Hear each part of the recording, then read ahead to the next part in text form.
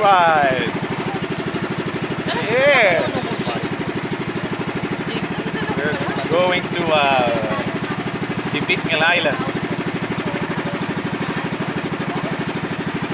And that's what they call fantastic Ditilin.